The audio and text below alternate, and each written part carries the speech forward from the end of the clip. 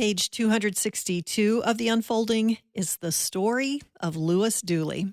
I got convicted on all counts. I got life for the attempted murder, 50 years for that armed criminal action, 20 years for the first-degree armed robbery, and I got 30 years for that armed criminal action. I just started crying. I thought, man, my life is over. Man, I'm dead. God's story has been unfolding. Since the beginning of time. He invites you to be a part of it. Wow. Another page in The Unfolding. Hey, this is Meredith Foster. Have you ever reached a moment in your life where you thought, that's it, it's over, there's no way back from this? Maybe it was a diagnosis, a divorce, or just the weight of years that didn't turn out the way you hoped. When Louis Dooley heard the judge sentence him to life plus 100 years in prison, something inside him shut down. His future was gone. The only thing he knew was that life as he knew it was over. He was only 19 years old. Hopelessness doesn't always look like shackles or prison bars. Sometimes it looks like the place we think we've ruined too badly, or the story we think can never be rewritten. But Louis's story didn't end the day he was sentenced. In fact, something unexpected and honestly miraculous began in the middle of the darkest place he could imagine. If you've ever wondered whether your story is already over, I want you to hear this conversation because Louis's life is proof that even when hope feels impossible, it is not gone. Just a heads up, Louis's story includes some honest conversation about violence, including murder, suicide, and more. So this episode may not be the best fit for younger listeners. Well, I grew up in East St. Louis, Illinois, which is Illinois, not Missouri. And that's primarily where I grew up at. And I say that because I actually lived in Collinsville and Edwardsville, but my mother, she worked several jobs. So she'd take me to my great-grandmother's house at like 6 in the morning and pick me up at like 11 at night. So I pretty much grew up there. Mm-hmm. And that was like that 6 days a week. I think Sunday she didn't work as much, so I would be at home on Sundays. So I grew up there, and it was different because I look different. My mother's Sicilian and my father's black. And so I didn't fit in with all these black kids. And, kids can be cruel. So, they asked me about why is my hair different? Why is my skin light? Why is my mama white? That off the top, made me be a guy who was in fighting with people because they made fun of me. Oh. And then they made fun of my mama. And so it was like I got into a lot of skirmishes, probably from second grade early on. And so I didn't like that. It made me mad because I didn't want to be picked on and I didn't want to be different. But it was difficult to fit in, Really, my escape from that was school. My mother, I remember she bought me this big set of books called Childcraft. And it was something like 50 books. And they were all different topics. And so the time we did mostly spend together, which wasn't a lot, was reading. And so I learned to read really well, comprehend really well. And so I just kind of let me pour myself into school because school ain't judging me. It's not trying to beat me up, make fun of me and stuff like that. And so I was pretty much getting straight A's. And, by the time I was in the 6th grade, I guess we had a spelling bee. And so I was representing my little school in spelling bees. I was in gifted classes, so they would bus me to a junior high school to take some classes with 7th and 8th graders. And so that made me feel good because I was different, but different didn't have to be bad. Different can be good. Mm-hmm. So I was trying to be good, but all the while, all the things as I got older with gangs that was right there in my face across the street, next door, behind us, gang members. There was all kind of neighborhood crazy little things like that took place where I grew up. It was not safe. My great-grandmother, typically like a lot of people in urban context, they'd be like, man, when the lights come on, you better be in this house. Don't be out after dark. We would hear gunshots. Police cars would go by. My great-grandmother, one of her sons was a East St. Louis police officer. So he would come by and we'd hear him talk about all the crime and we watch the news and there would be killings and rapes and, all this kind of East St. Louis, anybody in the St. Louis, Illinois metro area, they know that's not a safe, fun place to be. But I learned that early on in life, drugs all around, different things like that. So I kind of tried to stay away from that stuff because I had learned my father was involved in a lot of that stuff. Not necessarily in a gang, but definitely, I mean, he would use drugs in front of me, like snort cocaine, smoke weed. Did you think that was wrong? Did you have Yeah, I any? knew it was wrong. You knew it was wrong. He was not in a gang, Okay. but he used and probably dealt drugs. I never saw him do a drug deal, but I saw suitcases of money and I saw big bags of drugs. And so later on, putting it together. I could, I was smart enough to figure it out. And I would see guys drunk. I'd see guys. I saw a guy one time, a car had hit a stop sign and it was bent over. And then we saw a guy, a couple of my friends, he was high on something. He started beating up the stop sign, just started punching it. Wow. We see guys run down the street like butt naked, high on PCP or something like that. So, you saw a lot of kind of stuff like that as a kid, and it kind of became the norm. My father and my mother would get in disputes. He would like slap her around or punch her, and then he'd do the same to me if I tried to intervene or if I did something wrong. So I was really afraid of him. So that's really was the thing that kept me away from experimenting with gangs, with drugs and alcohol and things like that. Afraid of what he would do if you did. Yeah, exactly right. Okay. So I kind of stayed straight and narrow. By the time it was for me to go to junior high, my mother was like, I want you to get out of the East St. Louis school district. Because, again, we lived in Edwardsville at the time, and they had a better school district, I guess. And that's where we lived, and now I could catch a bus to school. I grew up in a trailer park. So there wasn't no bus for that. But the moment I could go to buses, I remember my mother telling me, you got to go to school there. And I was so bummed because I couldn't wait to go to the junior high school not far from my elementary school where all my friends were going. So, wow. So you're going someplace totally new. Totally different. None of the people that you had relationships with. Yeah, I knew like one person in the trailer park. The difference was pretty drastic because it's predominantly an all-white area, and I never had a male teacher up to this point. I had all black women teachers. And I remember, and again, I was smart in school.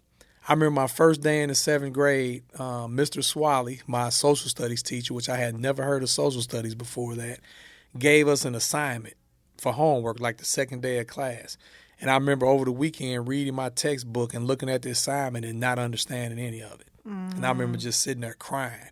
First time I ever saw something that I couldn't understand. And I was just like, man, like, why can't I get this? And so I remember going to school Monday, and everybody had to pass their assignment in up to the, person in the front row. And I didn't have one I didn't turn one in because I didn't do it. I couldn't understand it. And I remember the kid in the front, I'm not going to mention his name, he turned around and said he didn't turn one in. And I was like, I wanted to bust him in his mouth because where I came from, that was my learned behavior. When somebody disses you or makes fun of you, you go shut them up. I didn't. And I remember the teacher saying, don't worry about him. And I just thought, thank you.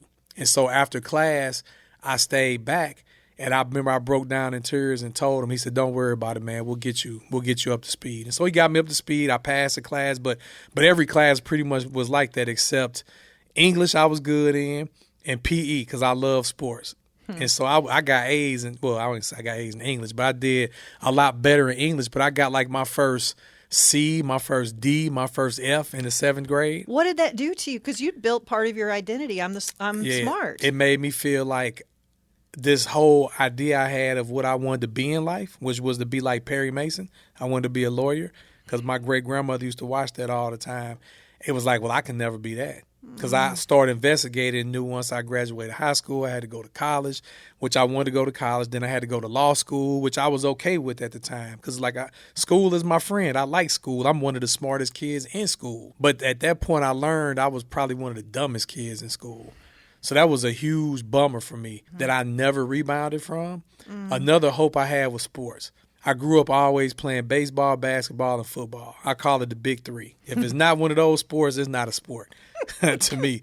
And I never was coached. I never played any little league teams because couldn't afford it, and I didn't know about it. And my mother worked all the time. My father ran the streets. My great-grandmother was in her mid to late 60s when I was born, and she was came from slaves in Mississippi. So she never drove. She didn't know anything. And so I kind of just learned in the streets with my peers, and I learned by watching TV. And so I quickly learned when I tried out for the baseball team and didn't make it, that I think I had maybe a little bit of talent, but when you don't have any coaching and that kind of stuff, it can be apparent. And, they trying to win games, so I didn't get picked for baseball. That crushed me. Gosh. Didn't get picked for basketball, which wasn't that big a deal because I was a little taller than my peers, but I didn't keep growing. I grew up fast. Like I grew up to like 5'8", 5'9" by the 7th grade. And you were done? And then I was done. I'm the same height now. And so that wasn't that big a deal. But then the football, everybody made the football team.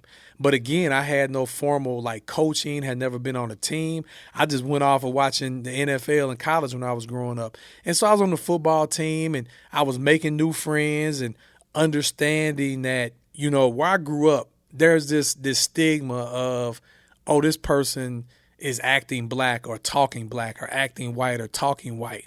And then as I got older, I realized it's more in how you carry yourself and how you speak. And it's not a color associated with it. It's just proper English versus slang.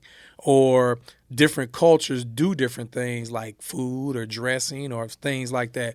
And so I encountered a bunch of black people that weren't like the black people I was around. And so I didn't really fit in with them too well because I was kind of like different. And then, of course, the white people, I was different than them. So it was like I didn't have friends. I had to make friends, but it was almost just as hard as before, except these kids weren't trying to beat me up. So I didn't have to worry about the violence, but it was still hard to penetrate that. And so I managed to make a few friends, and I was still trying to figure school out. In my sophomore year, I was 15.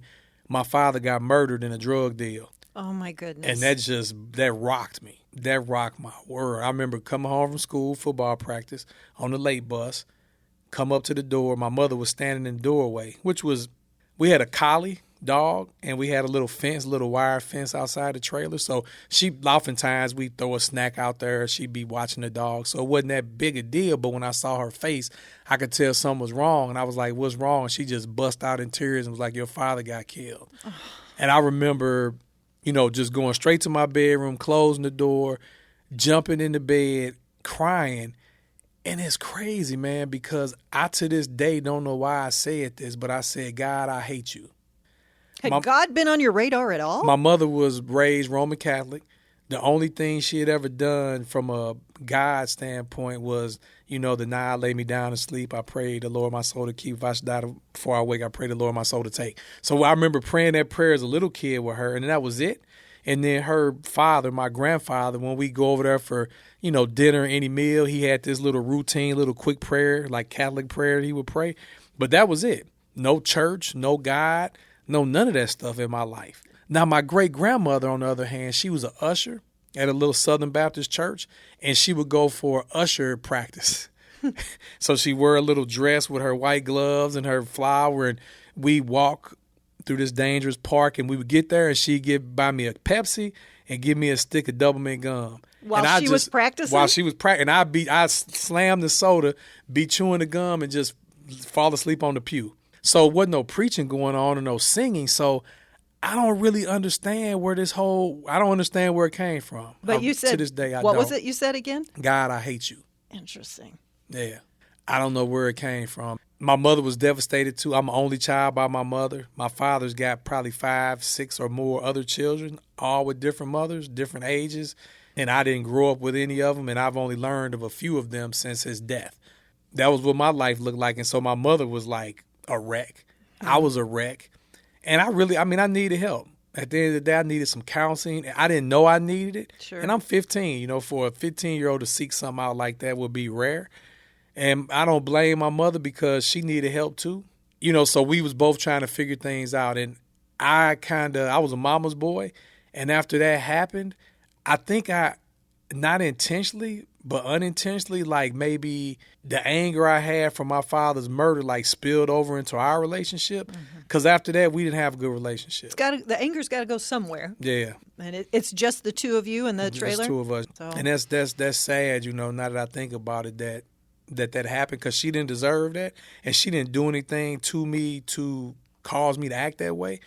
But because of that, all the fear I had of my father to stay away from the bad stuff, man, that was gone. I didn't care no more. And so I remember, you know, having my first drink, having my first joint was turned to me selling weed. By my senior year in high school, I couldn't sell weed because I was smoking it all up. And I had this bright idea that in order for me to make money, because, of course, the big chains, the Jordans that were coming out and all that stuff that I like and the girls like it when guys got it, I want to have it. And so I thought, you know what, I need to find something else to sell where I can make some real money. And so I met somebody that I can get some crack cocaine from. How old were you when this was happening? About 17. So you're still in high school. Still in high school. How were your grades and all that kind of Oh, stuff? man, I'm barely passing classes, Okay. man. Barely passing. Yeah. I didn't care about me. And so started selling crack cocaine. I started getting into some pretty bad skirmishes with fighting and knives being involved or guns being pulled. Were you scared? Did it scare you? Yeah. I mean, the first time or two I was scared, but it started to happen quite often. So then the fear kind of wasn't there anymore. But because I wasn't a dumb guy, and I was like, look, I know where this path leads, the penitentiary or the ground, the grave. And the Christmas of my senior year, I had an uncle, my father's brother, that lived in Atlanta. And my father's family was mostly from Alabama. So we went down there. So I would go down to Tuskegee, Alabama all my life down there. I love it down there. I love the South. At that Christmas, I told my uncle, I said, man, like, I want to figure out what I want to do with my life, and I need help. Can I come stay with you to finish high school and you help me figure it out? And he was like, oh, yeah. So I went back home after Christmas break, and I told my mother, man, I'm going to Atlanta with my uncle. And This she was is your like, senior year. this is my senior year. And she was like, no, you're not. And I was like, I'm not asking you. I'm telling you. So that automatically, we was already not good. That made us even worse. So I'm guessing she probably looked at it, well, I can be mad about this or I can send it with my blessing because I can't stop them. And so I remember packing my bag, got a bus ticket, caught the bus down there to the Atlanta train, the bus station. And I just remember I called my uncle on the payphone and I'm like, I'm here. And he was like, where? I'm like, Atlanta. He was like, what you doing here? And I was like, remember, this might have been 2 weeks that we had the conversation. I said, remember you told me I can come stay with you and finish school so you can help me figure out what I'm going to do.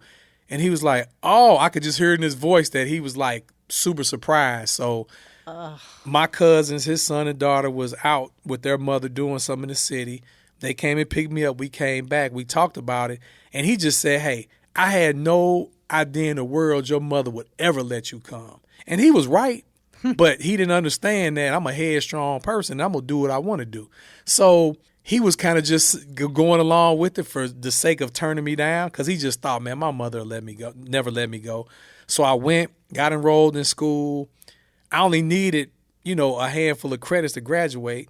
I just wanted to graduate and I wanted to figure out what I'm going to do. So the first thing is, let me get a job. I never had a job. So I applied for a couple grocery stores, stuff like that, didn't get a job. I had been arrested a few times prior for very minor things, so I didn't have any record or anything like that. But his thing was, well, Lockheed is down there, so why not be an aircraft engineer? Man, I'm terrible at math. I can't stand math. And so to be an engineer, you better be good with numbers and stuff. So that was the extent of him helping me. Oh, my goodness. I ended up getting in some fights in school down there, getting suspended, almost getting killed down there, getting plugged back in with the same type of people, had to go to summer school, graduated, and my mother was like, you coming home. And I had got kicked out of my aunt and uncle's house, by the way. It was something I didn't do, but I got kicked out nonetheless. And it was like, well, I have nowhere to stay down here. Then I guess it's going back home. Got back home within like a week or two. I had all kind of, attempted murders, first-degree robberies. I just got plugged right back in. Next thing I know, like the things that I knew were going to happen that I tried to get away from, they happened. What happened? Well, I got back into drugs. Trying to find a good supplier wasn't easy. So I was really risking my well-being by just going up to people that I heard about to try to get drugs from. So because I had a great customer base, I just needed to have a supplier. With messing with people with cocaine, it's a different group of people that's messing with marijuana. Marijuana was something that is more casual, and there's money to be made. But when you talk about crack cocaine, you're talking about major money to be made. There's like tens. I mean, you can go to millions of dollars. I mean, if you look at like a Pablo Escobar or somebody like that, people are making millions of dollars off of it. Me, I was making, maybe at my, maybe making $6,000, $7,000, $8,000 every week or two. So that was pretty substantial for my age. Sure. But I wasn't like anywhere near a top. I was at the bottom. But when you're dealing with that type of stuff, you got the police trying to get you. You got people that's getting caught by the police that's telling. So you got snitches and informers in the street. And then you got guys that's trying to rob you because they want to take what you got. They don't want to do what you do, but they want to take what you got from what you did. Could you sleep? It wasn't easy. I was going to say, like, were you anxious all the time, or I was high all the time. So that's how you coped high with as it. a kite. I wake up smoking weed, go to sleep smoking weed. Wow. Yeah. I couldn't even tell when I was high anymore because being high seemed normal. I mean, I would be in the car listening to music. I remember one time when I heard this one song had police sirens in it. I pulled off on the side of the road, and I'm sitting there, and I look in my rearview mirror. I'm like, "Come on, man, you got to be kidding me." So that's how gone I would be. Well, let me ask you this, because you knew before you went to Atlanta, this road goes, I'm in the grave or I'm in the penitentiary. Mm-hmm. Were you kind of trying to disassociate from that reality at this point, or you just for still me, knew? I was what you would call too smart for his own good. I'm so smart I can figure this out. You knew where it was going. But there is no figuring that out. The grave or the penitentiary are the options. I see. You thought, but I thought I can beat that, right? I can make enough money to where, like, I like cars and I like sound systems. And so I was like, well, if I get enough money, the thing is start a legitimate business and that'll get you on the right track. So that was my goal, was to, make a lot of money so I can start a legitimate clothing business, car stereo business, something like that, to where now I can go legit. Gotcha. That would be my seed money. And so that's what I was doing. Ended up getting into a shootout with a guy.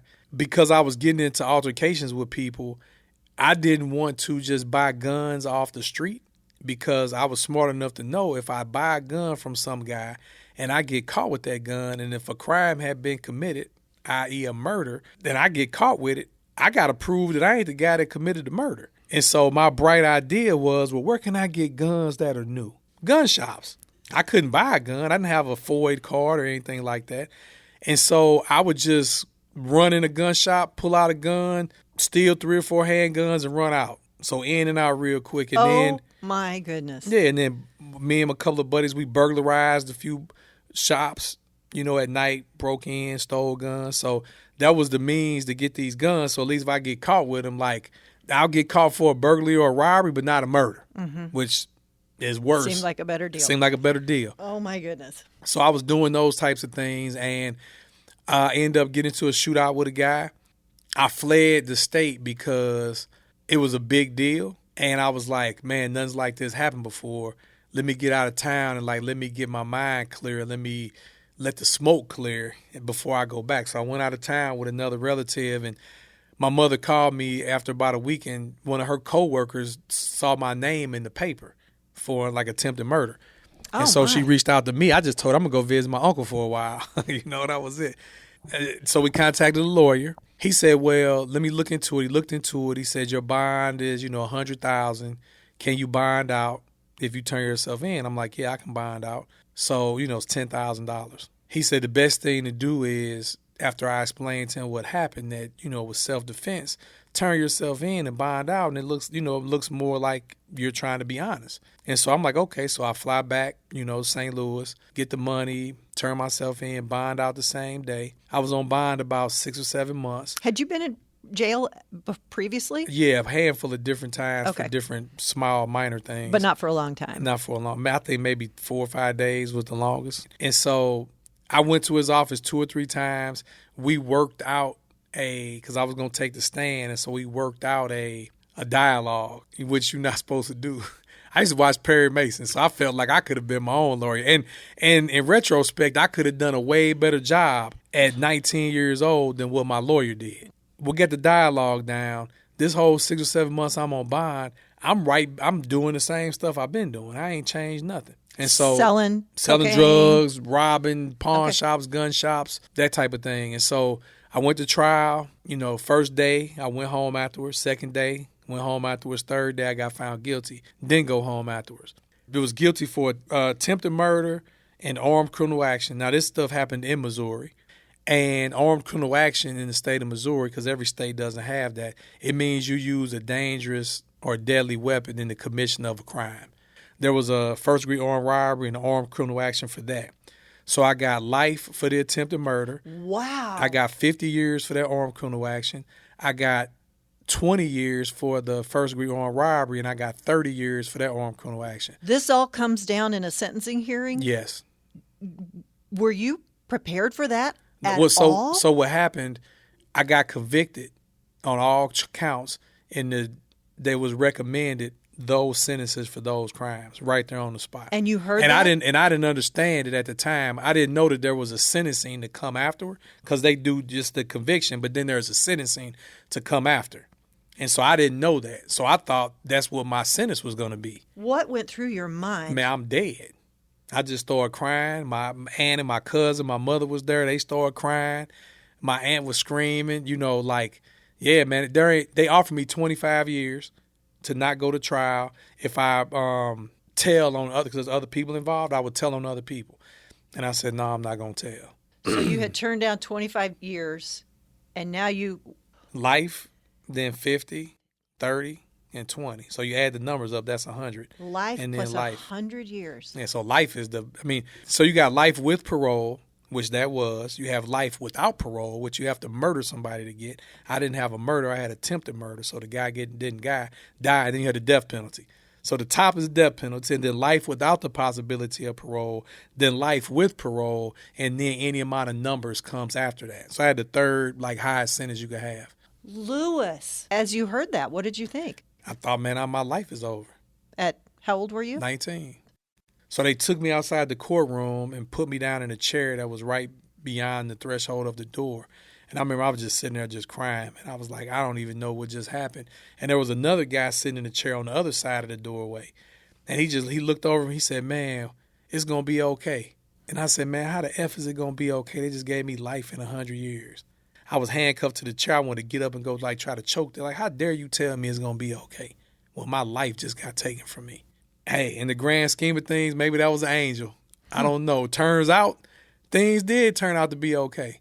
But I didn't know that right then in that moment. It was raw. So they came and got me, took me downstairs. They gave me an orange jumpsuit. They took me to a dorm room with guys. So I had been through that little thing before, being, locked up for a few days here or there before. But I didn't have no sentence like that. So I go into this area, this day room with a bunch of guys, and I find an empty bunk. Appears to be empty. And so I'm like, that's going to be my bunk, because they didn't assign you a bunk. And so I sit down. As soon as I sat down, another guy with a jumpsuit on, he approached me. He didn't say anything, but he had a cardboard box, like a copy paper size box with a lid on it. He just put it in front of me and walked away. So I just kind of, now I'm like in defense mode. I'm in street mode, because I'm like, I'm already in Missouri. Historically, people from Missouri don't like us and we don't like them. Now, I really didn't have nothing against them, but that's the history between the two. And so it don't matter what I think or believe. If somebody else thinks I don't like them, they may act accordingly, and they don't care what I got to say. So I'm in enemy territory, number one. Number two, I don't know nobody in here because I'm from a different state. So I was just like, I could have been in a different country, but they spoke the language. So I'm sitting there and I'm thinking, man, I already know, where I'm from, don't nobody give you something for nothing. You don't come to jail and make friends. You don't come to jail and show people love. You don't do that in the streets. So you really don't do it in jail. So there's going to be some strings attached. So I was already thinking like that. So I looked in the box, and it was, snacks and things like that. So I was like, yeah, this dude trying to do something to me. I don't know if it's him or somebody else, but something already done started that I need to nip in the bud. Because if I'm going to be here the rest of my life, I don't want to play this game of back and forth, right? I want to be in debt to somebody. Be in debt, be having to keep fighting to prove myself. So I'm thinking if I can do something extreme off the top, then it'll maybe alleviate all the problems most of the problems for the rest of my life. So my thought was, I got to kill this guy. Oh my gosh, that is a leap I did not expect you to say. I understand where your thought process was, but for you in that moment, distraught, you don't know if you're safe. Yeah, I don't even care, man. To me, it's like this dude trying to do something to me, and I'm by myself. If I fight him, he might beat me up. And then everybody going to come beat me up. I might beat him up and somebody thinks they tougher than him going to come, and now I got to fight him. It's either I'm going to keep beating people up or I'm going to get beat up some. I don't want to go through that. First, I'm trying to get out of this situation. So I knew that I had an opportunity to appeal this, and maybe I could get out scot-free, or maybe I can get a lower sentence. I knew that was a possibility, If I kill somebody in prison, it probably won't be. But what's more important to me now is like saving my sexuality from something being done to me, like being raped, or just people taking advantage of me. Like I'd rather be dead than either one of them things happening. That was my thought process. So I'm figuring I got to get this dude. So I saw what cell he was in. There wasn't no doors on the cells. And so just later that night, I rushed in his cell. And my thought was, I never had put my physical hands on a person, try to kill him. I had shot at people before. And so this was different, right, to be tussling with a guy. It was like he going to get me or I'm going to get him. So I don't really want to do this. I ain't really that type of person for real. But if I need to become that to survive, then I'm going to become that. Wow. So I went in there to get this guy. When I went in there, him and two other guys was sitting there and they had these books open. And I didn't know what they were at the time, but it turns out they were Bibles. Whoa. What did you do when you... I just stopped in my tracks. I was startled that there was two other guys in there, first of all. You thought it was just going to be him? I thought it was just going to be him. And it was only a one-man cell, so I was kind of casing his cell, and I guess I must have missed those two guys going in there, because I would have never went in there if there was two. And they was big guys, like muscular and bigger than me. So I wouldn't, and the other guy was smaller. I'd have never went in there if I saw those guys in there, so I must have missed that. But I went in there. They was reading Bibles. I kind of just stopped, and I was startled. The guy I went to get, he looked up at me, and he just looked back down and started reading. And it seemed like 10 minutes went by. It probably was like 30 seconds. And then he just looked at me again and said, "Man, you believe in God?" And I said, "No, I believe in evolution." That's exactly what I said. And I just picked that up in school. I thought we kind of built like apes, so we must have came from apes. That was the extent of it. They all looked at me, all three of them, and they didn't say anything. And I felt like they was looking at me like to say, "Okay, you can leave now." So they didn't invite me to stay, and there's nothing else. So I turned around, walked back to my bunk, man, and all the adrenaline I had to muster up to psych myself up to go in there and get this guy. Like that stuff just dissipated quickly. And as I was walking back to my bunk, that's when the fear started creeping in. Like, what's going to happen to me tonight? Is this part of the game that they was playing? Are they sincere? Is it other guys that might get me? They going to try to beat me up in my sleep? They going to try to rape me in my sleep? Like, there ain't nothing protecting me. I'm in a dormitory room with open beds and people everywhere. And so I'm like, I don't know what's going to happen, man. I was just like, you know what? You had so much going for you in life, and you just threw it away. All my teachers would tell me about how much potential I had. They never told me what it was or how to use it, but they told me I had it, and I believed it. I always got along well with people. People seemed to always like me. I thought I was a good-looking person, and I was very conceited and thought very highly of myself. And to end up in a situation like that was like, that's just a waste of a life. That's how I thought.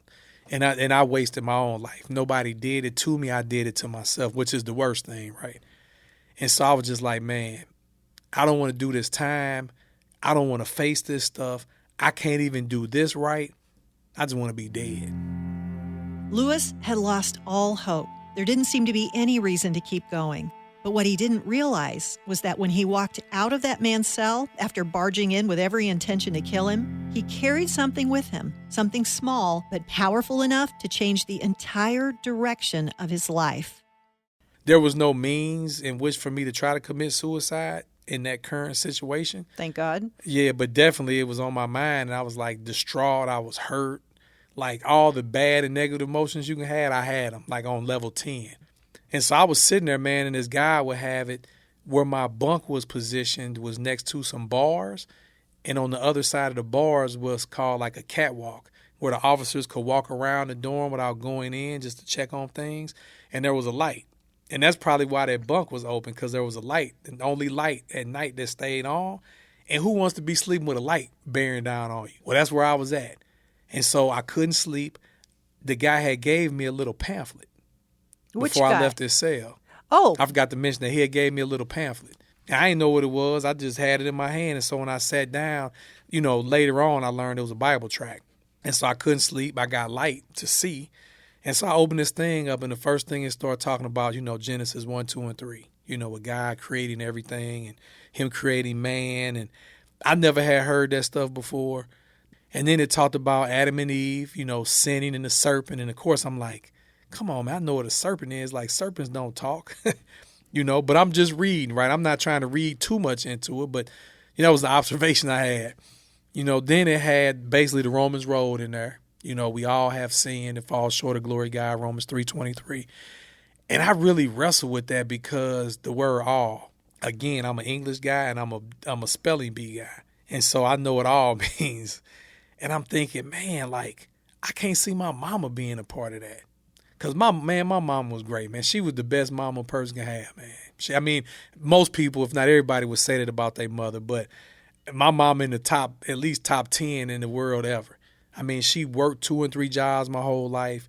She never went to buy her clothes. She would always do stuff for other people, man. And it was like, I wish I could have learned. I could have learned a lot from her, but I was just stuck on stupid. So it started listing some sins. It talked about murder. It talked about theft. So it's like, okay, that made sense that those would be sins. But then it talked about liars. And I was like, man, a lie is a sin? And I'm like, well, I know my mama definitely done lied before. It talked about disobeying parents.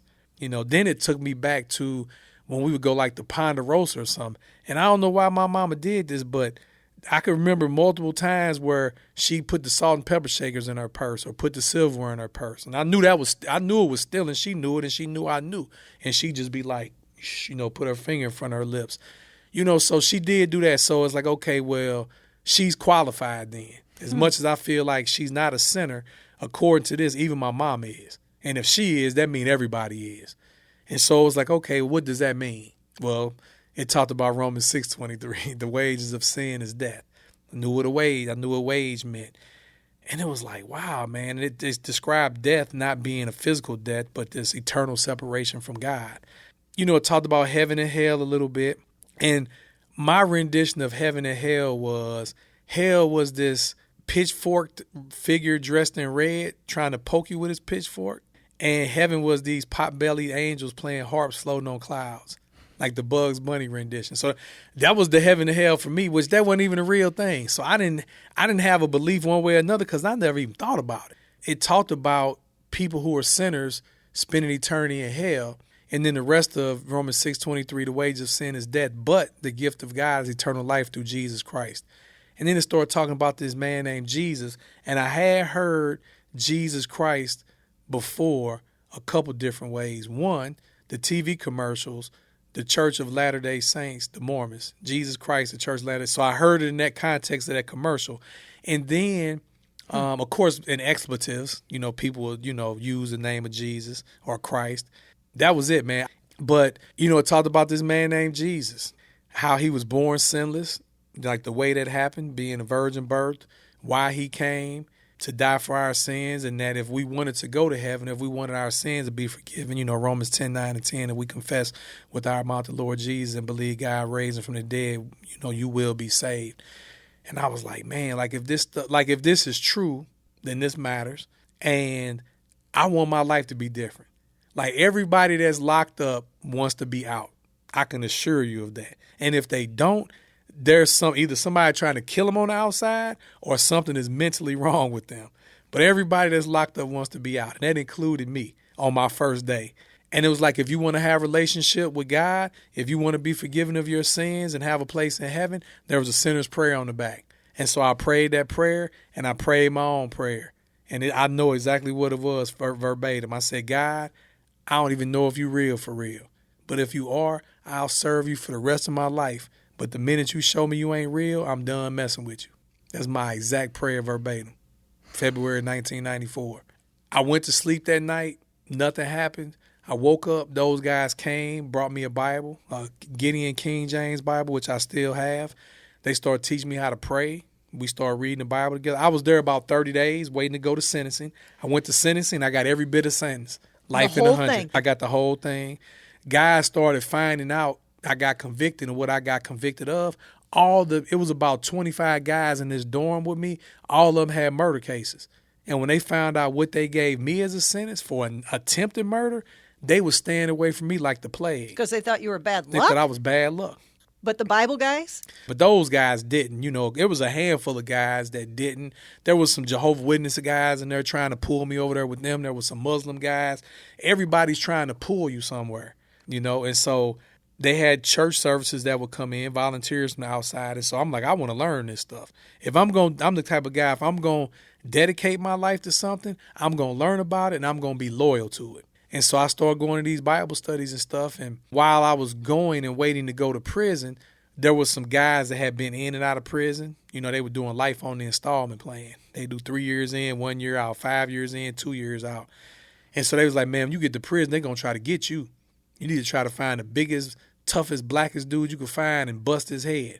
That was the advice they gave. And that's to establish that I'm tougher than the biggest guy? That's showing them that if you can do that to this guy, then you might be the guy not to mess with. That's their advice. That was their advice. Little did I know that would be sending me into a wreck. So they wasn't really doing that as advice. They was doing it to send me down the wrong path. Oh. Yeah. And I knew that. Okay. I knew that. I wasn't. Because if they that big and tough, what's to say he won't bust my head? Like if I got a death wish, maybe I should do that. And maybe he's connected with some people. And if I bust his head, I can't bust all of his friends' heads. So I knew right there that was a recipe for disaster. But when I went to one Bible study one time, I'm the only one that went. And the volunteer, you know, he asked me a little more personal stuff. And he said, man, with the sentence you got, you only going to go to 1 or 2 different prisons in the state. One of them is a new state-of-the-art prison that was built to house the most dangerous prisoners in the whole state of Missouri. And the other one is the bloodiest prison west of the Mississippi. Wow. So It's like he went the frying pan or the fire.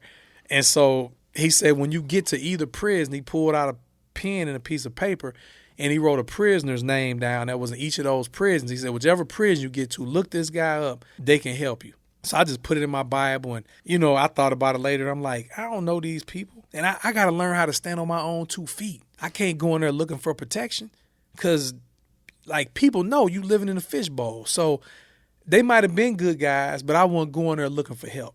I knew I had to go in there with the Lord and stand on my own 2 feet with the Lord standing with me. That's what I knew. I had to do that. Any other thing is going to be not going to work. That's what I was thinking. So I ended up getting to the newer prison. The prison was built with single-man cells to hold the most dangerous people in the state, so it wasn't meant to be a big prison. But because gangs was going crazy in the early to mid-'90s at that time, they had to double bunk the prison. And so they started putting an additional bunk above the pre-existing bunk. There was room for that. And so they put me in a cell that just had the newest bunk put in there. So there was a guy in there already, and they just added another bunk to his cell. Turns out this dude from East St. Louis. That was kind of cool. When I went into the cell, there was a Bible laying on his bunk, and it had his name on it. And I was like, it had like Reverend in front. I was like, man, this dude a Reverend? Like, who? Like, this guy must be somebody. So I was like, man, Lord, this is cool. That 30 days in between, I had read the whole Bible from front to back. Oh, my gosh. I probably retained 0.00001% of it, you know, especially the Old Testament. When you get to Leviticus and Numbers, it's like, what is oh, my God. So, yeah, I meet him. He was smaller than me. I sized him up, which means like you look at a guy and figure if you can take him. And that, you know, I had been a Christian about 30 days, so that don't mean I was a saint. Mm-hmm. You know, sanctification hadn't even started taking process yet. Mm-hmm. He seemed to be cool. He's like, man, I can take you and show you the yard. I was like, all right, cool. You know, you got to eventually trust somebody. I knew that. And so I feel like, you know, the dude from East St. Louis, it was the next open bunk. It wasn't like they intentionally put me in there with him. And he had a Bible and said he was a Christian. Like, there couldn't be any more things I could ask for that was better. So I was just trusting that the Lord had blessed me. And so he took me and showed me the yard. I saw where the kitchen was, the outside. I wanted to get in the weight room. You know, I like sports. And they had a lot of sports stuff there, which was cool. But I wanted to get in there and work out because I was in terrible shape from just getting high and running the streets and eating a bunch of fast food all the time. And so I saw this guy in there lifting it like an ungodly amount of weight. He was big. He was like super black. And that thought crossed my mind, find the biggest, blackest dude you could find and bust his head.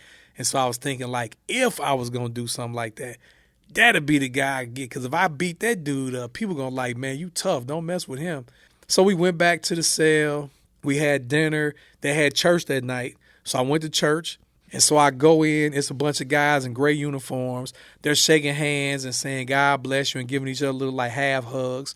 So I thought, man, this is how you do church. So I'm like, I'm jumping in. So I'm shaking hands saying, God bless you. And as I'm weaving my way through the crowd, this big old hand comes out like the size of a catcher's mitt. Swallows my hand up. He shakes his hand. He says, how you doing, brother? And he says his name. And I look up. It's that dude from the weight room. Not only was the dude from the weight room, it was the dude's name on that piece of paper that guy told me to look at when I got there. Come on. I was like, man, look. When I prayed that prayer, I truly believe when I said, God, if you real, I'll serve the rest of my life. But the minute you show me you ain't real, I mean, there couldn't be anything realer than that. There wasn't no chance, no coincidence, no luck. Nothing could explain that.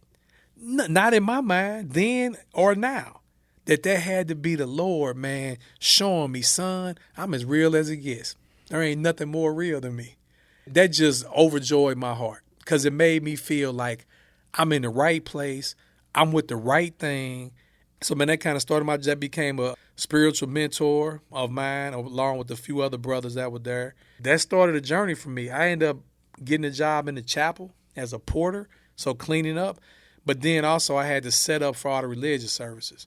So everybody had paperwork and pamphlets and information. So I started reading all that stuff because I'm like, I want to just learn about it. And I just was like, man, from the experiences I had with God thus far, I knew that this was it. The Holy Bible was it, and everything else ain't it. Got a chance to learn about these different religions. There was a ministry called Set Free Ministries that started the year I was born in 1974 that uses Bible courses from Emmaus Worldwide. They're a publishing company in Dubuque, Iowa that publishes courses. They've been publishing them since like World War II to help people learn the Bible. And so he was providing those for people in prison and jail for free so we could learn the Bible. And he would come in once a week and teach a Bible study. And the prison allowed him to open an office in the prison where he had 2 prisoners because these Bible courses got multiple choice questions and essay questions, and he needed help grading them because he had thousands of students all across the state of Missouri. I started doing those courses, and that's when my Bible knowledge just skyrocketed. Wow. You know, because it simplified a lot of things. You get a certificate when you do it, so I feel like it's not accredited, but you feel like you're really learning something and accomplishing something. And so it was great, man. You know, there was a lot of down times. You know, I had my life threatened multiple times, the heartache and pain of losing loved ones, being there for the holidays, good brothers in Christ being executed, people being murdered, people committing suicide. You know, all of that stuff took place, you know, during my incarceration. But about 6 months later, I got 2 more life sentences. Why? Because one of those robberies I committed came back on me. And so I was still appealing my primary case, and I got snatched out of prison to go back to court for a robbery, and they were offering me 2 life sentences as a plea bargain. That's the maximum you could get. And so it's like, what kind of plea bargain? I looked at my lawyer. I'm like, what kind of plea bargain is that? He was like, they had me dead to rights. They had everything they needed. And at that point in my life, I was like, it's time for me to like stand up and be accountable. I didn't want to take my mother through another trial. It was going to cost thousands of more dollars if I wanted to have a good attorney. And I was just like, you know what, man? I felt the Lord just saying, just take it. Wow. So I just took it. 2 life sentences for first-degree armed robbery. 1 for the robbery and 1 for the armed criminal action. Yeah. Knowing that if my appeal goes, let's just say my appeal went through and my self-defense went through and they said, okay, you're clear of that charge. I got 2 life sentences over here. And the only way I can get that overtaken is if I prove they beat me into a confession or, you know, something, or I was like mentally ill, which I was neither. So there wouldn't be no coming back from that. And I knew that. Just felt like the Lord said, man, take your weight. You did it, take it. So I took it, man. It was the hardest pill I ever had to swallow in my life. Wow. I had just come across scripture that talked about this peace that surpasses all understanding. I mean, I was praying like crazy, God, give me this peace. And he gave it to me, man. Like, he gave me a life where I was at, that he was with me every day, every step of the way, even in my sin and in my shame. He was always there. He protected me. I mean, man, God, I don't know why he did what he did for me. I don't know why.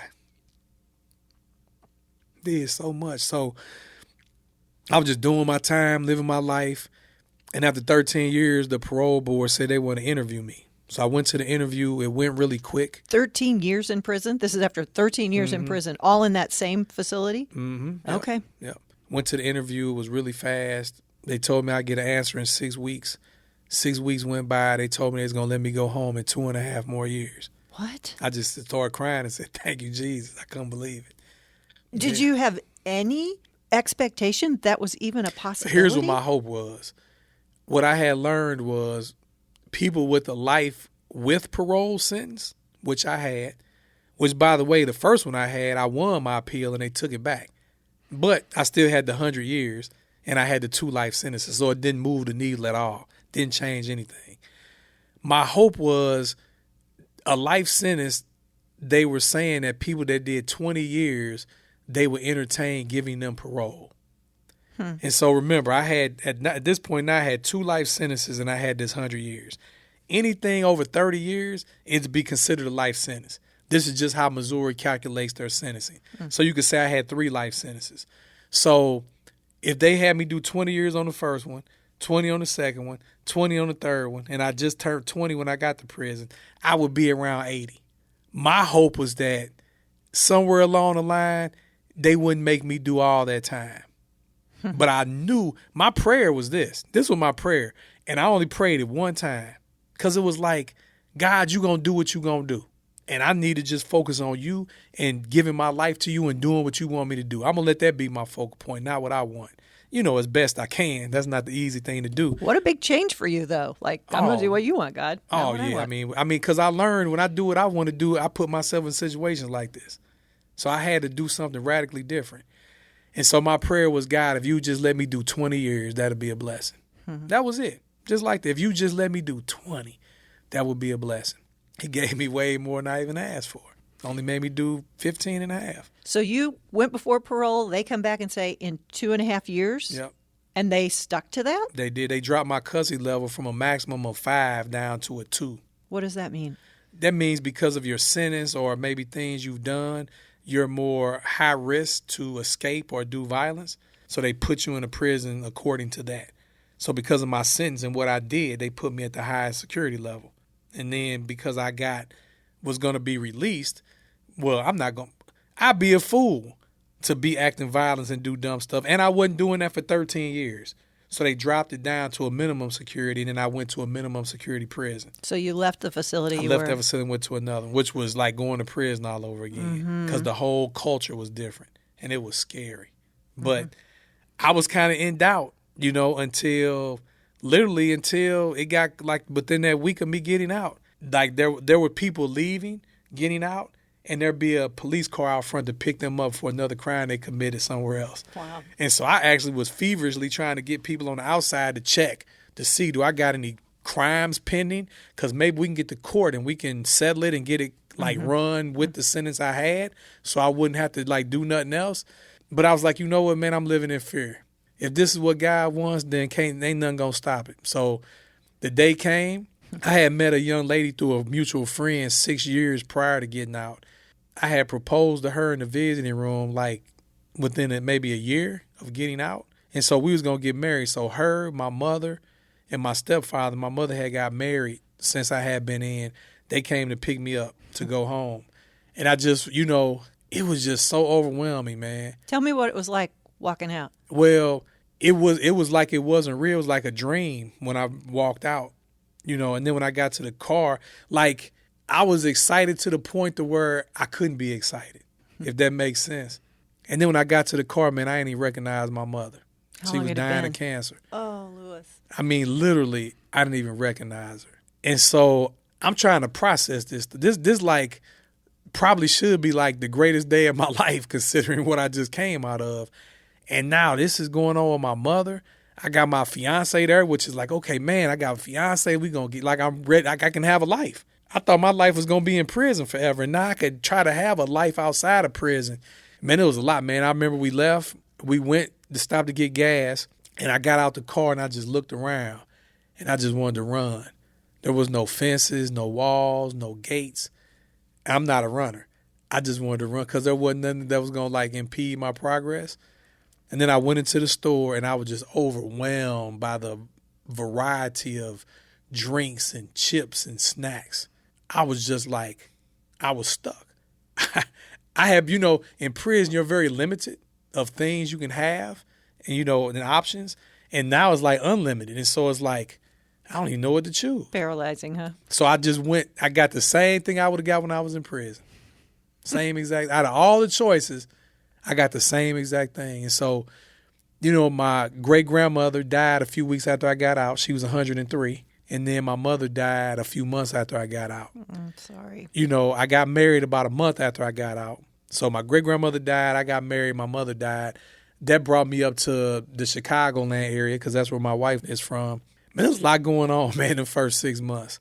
I couldn't find a job. I couldn't find a church. I didn't have no friends.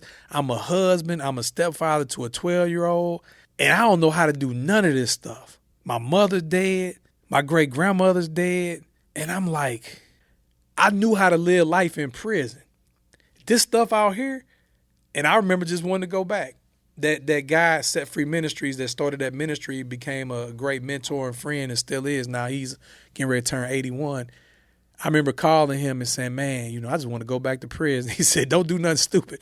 I said, I ain't going to commit no more crimes. But I'm just like, I don't know how to do this, man. And I ain't got no help, And it's like, I used to be a prideful person once upon a time where I could figure things out on my own. And I realized, man, that's too much hard work.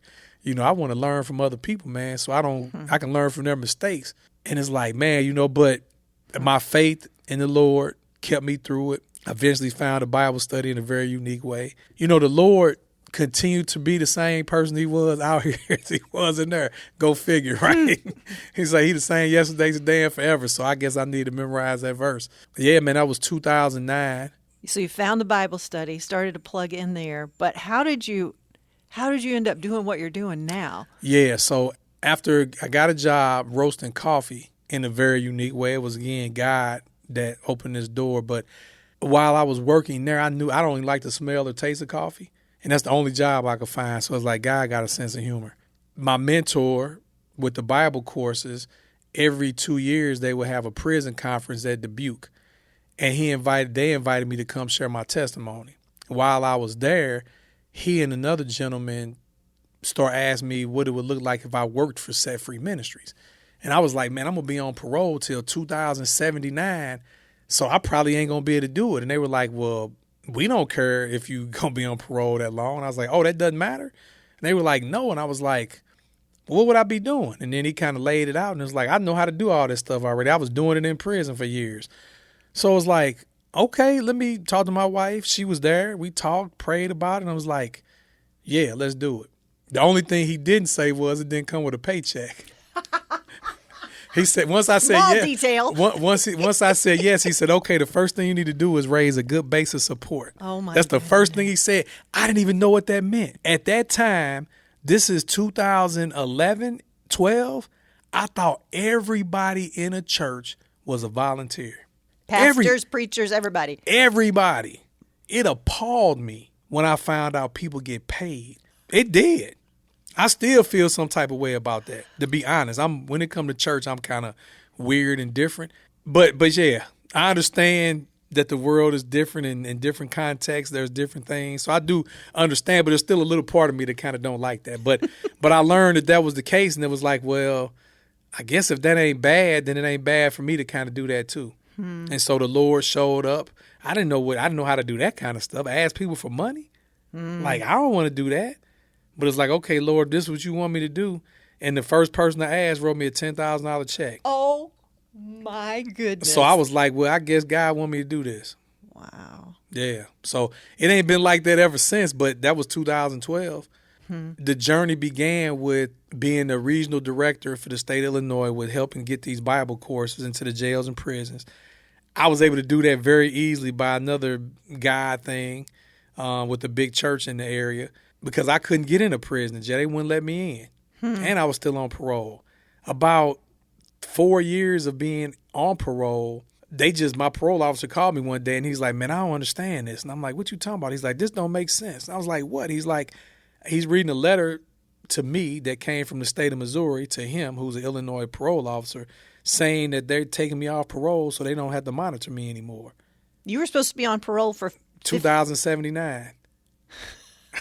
So I was like, man, couldn't leave the state. I mean, without permission. A lot of stuff I couldn't do, but then there was stuff I had to get permission for. So in that moment, I was as free as I ever been in my life. I got free from the penalty and debt of sin when I gave my life to Christ.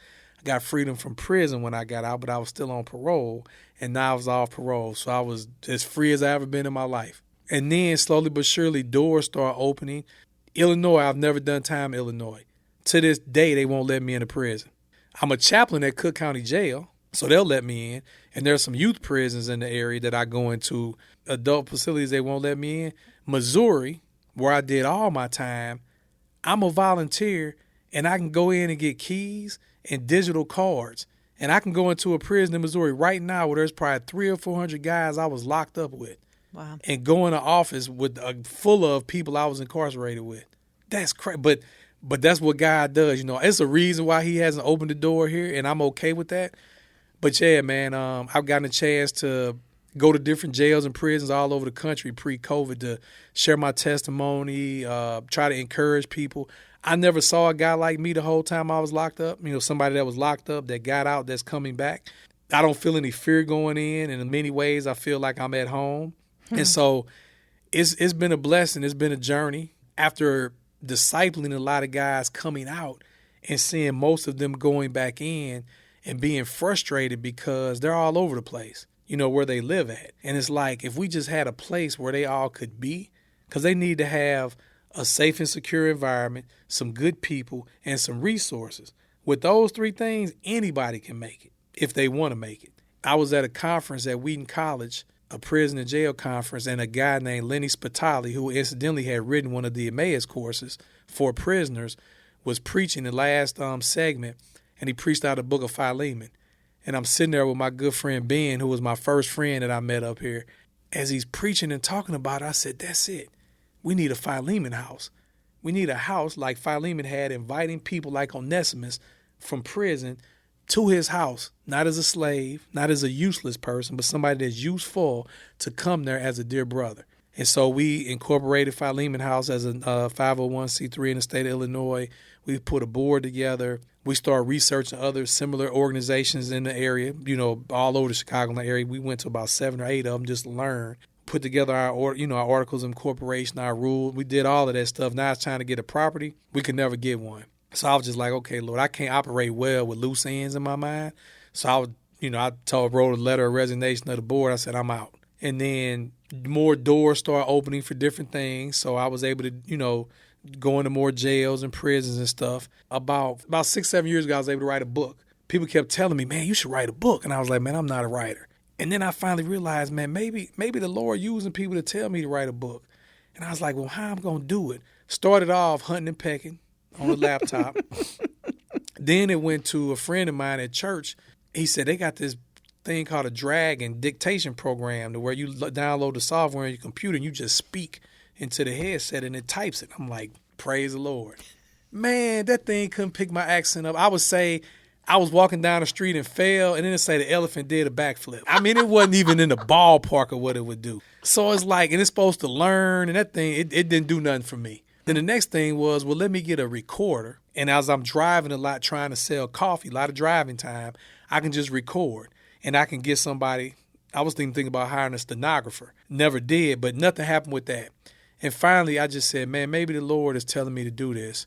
I had a friend at the time who is a web developer, and he had an idea for something that he can make a lot of money with. And he said, I just need to get off my butt and just do some work. And I said, I got something like that too. I said, what if we meet at Panera every Tuesday from 8 to 10 o'clock, and we both each work on it, we can hold each other accountable. He said, all right, great. So we did that. He didn't do nothing. I wrote the stuff for my book. Well, that wasn't the end of it because it needed to be put together as a book. And I remember my mentor, his daughter used to come in and teach a creative writing class. And I thought, let me ask Heidi. So I called Heidi. I'm saying, hey, this is what I'm doing, blah, blah, blah. She's like, let me pray about it. I'm like, all right. You know, she got 4 or 5 kids. She homeschooling. She got a lot on her plate. And so she's like, yeah, let's do it. So we worked together to put the book together. And then a couple that we were friends with, we was over dinner at their house one night. And they was like, you should write a book. And I'm like, man, yeah. I was like, you know what? I'm going to write a book and I'm going to call it Prison Saved My Life. I recommend it for everybody. And everybody started laughing. And so that's what I named it. That's the title. Prison Saved My Life. I recommend it. That's like the subtitle. I recommend it for everyone. And the whole idea is this, right? Anybody can be in prison. I don't mean a physical prison. People not in physical prison or in prisons out here. And the only way you're going to be delivered is if you go to that prison. You go to that thing that's got you in prison and work through it with the Lord. And that's the only way you're going to be delivered. So I was delivered in a physical prison when I met Jesus and gave my life to him. And even though I was physically confined, I wasn't in a spiritual and mental prison anymore. I think anybody that's in a mental or spiritual prison, that Jesus can help deliver them from it. But they got to go and deal with the root of the problems they have. So that's kind of the meaning behind the subtitle. But I'm like, that's what I'm going to do. So that's what I did. The title of my book, even though I was joking, there was intention behind that, because I think that COVID has shown everyone that we all probably have some kind of mental health issues. Man, we need help. You know, and if we have sin in our lives, we have some things in our lives that are holding us back. We can't run from that stuff. So stop running from it. Counseling, a good Christian counselor, somebody to help you process things, finding some people to help you be accountable. It's work and it's hard work, but it's worthy work, because being in bondage is not fun.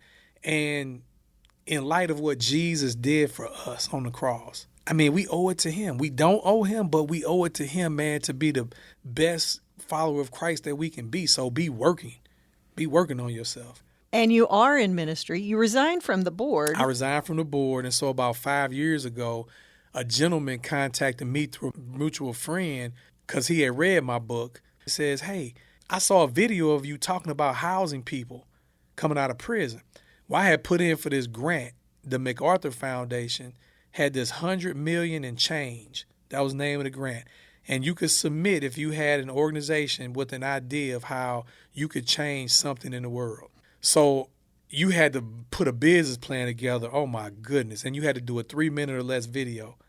So I did that video and submitted it. So he said, man, I heard about that. I want to help you. I said, well, help how? Because the thing was dormant, right? The Philemon House. Philemon House was still alive because it never took any money in. So all you had to do was file a postcard to keep the status up every year. And turns out my friend had done that over the years. But nothing had happened with it. But nothing had happened with it. Well, he said, I want to help. I said, help how? He said, I want to help get a house.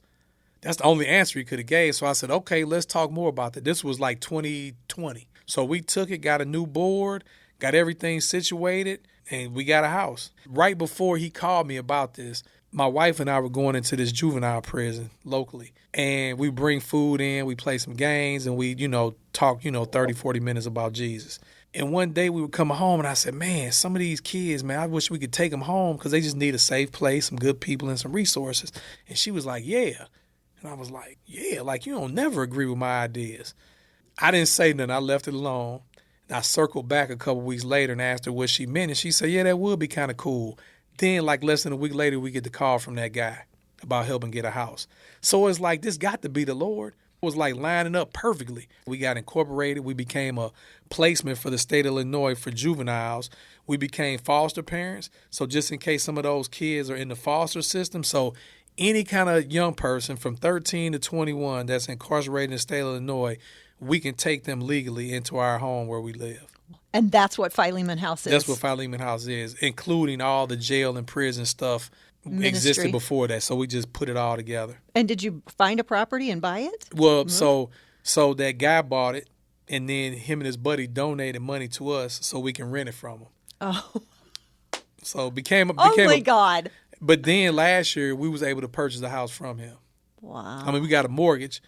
I'm in fundraising mode constantly because we got a mortgage, but yeah, so our organization owns the house. So you and your wife live there, and you have young men who come and stay with you? We've had 11 in the last 4 years. Wow. And man, it's a disaster right now. What do you mean? Well, I had no idea that these guys would take a piece of my heart with them. Like we got all 11 that were there, none of them left in a positive way. Let me put it like that. I'm sorry. Some of them ran away. A few of them we had to ask to leave because of what they were doing. And some of them they didn't run. Like when I say run away, like the next day they wasn't in the house, run away. The other ones, they just said, man, I'm out of here. I'm going somewhere else. And so that's disheartening because the opportunity that we have, I mean, we had guys taking college classes for welding. Like we pay for all that. School, clothes, food. We taking trips out of state. Like we trying to give them a life that they never had in hopes that they'll buy into what we're offering so that they can like radically change their life. They're so young and immature that it might not be possible, but I get so attached with these guys, man, and my heart is ripped out every time. I bet. And so it's just it's a challenge. And we'll be deciding what 2026 is going to look like. But man, it's tough, man. I mean, I'll be working 70, 80 hours a week. I'm in jail or prison 6 days a week. But then I'm the executive director. So I'm the one casting vision. I'm the one networking. I'm getting volunteers and training volunteers. I'm raising money. It's a lot. Following up with donors. I'm doing all of that. So we probably need to have an additional full-time staff if we go back to housing people, because we just need to have some time off. It's tough, man. It's tough. But, God is good, man. God is good. What's your hope for next year? And maybe that's about Philemon House, but maybe we've been talking about your story, and I think about going back to you as a 15-year-old in your bed, like angry at God, and how you know him differently now. But still, this is tough. Yeah, it's tough. It's a different kind of tough. That came out of hurt and pain. And I know God didn't do it. It's the result of sin. And, he could have prevented it, and he chose not to. And he could have allowed me to get shot and killed, and I could be dead, but he prevented it. So I've seen the good and the bad of God's hand being in something or not being in it, and I believe in the sovereignty of God, and I trust in God and his sovereignty. So I have no complaints about God. My hope for 2026 is this. When I was in prison, man, it's a whole different dynamic. I feel so close to God. And every year I've been out here, I feel like I've drifted farther away from God. I don't think I can ever get back to that because of a different life. I got tons of time, tons of people that we're putting into practice what the word says. And I do that out here and other people do it, but it's a different way of life. But my hope for next year for me personally is that I can draw back closer to God, which means getting back to my spiritual disciplines of prayer, getting in the word. One of the things I noticed the last few years is preparing for so many Bible studies throughout the week that had become supplemented in lieu of me spending my own personal time in the word with God. Gotcha. So I've been starving myself personally with God for probably 5 or 6 years. Because and when I get in the word, and people that may listen to this and you may know, like when you're prepping for a talk, that's a different way you're looking at scripture. Yep, totally. And my brain has been trained now that when I'm looking at stuff, I want to look a word up. I'm thinking about cross-referencing. And those things are still good to do, but I just need to sit back and just rest, take my time and say, Lord, speak to me. And so I want to get back to that. And then as far as the ministry, it's God's ministry. When I got out of prison, I literally prayed to God, I'll do anything except prison ministry. To talk about being conceited. And I knew that wasn't the right prayer, but that's just the way I felt. You're being honest. I did my time. I did all that stuff. And ever since then, I've been praying, God, I'll go anywhere but Hawaii. And I haven't been. It's not working. It's not working. So that ain't working. I've tried, though. But seriously, this is out of obedience. It's not like I'm really working.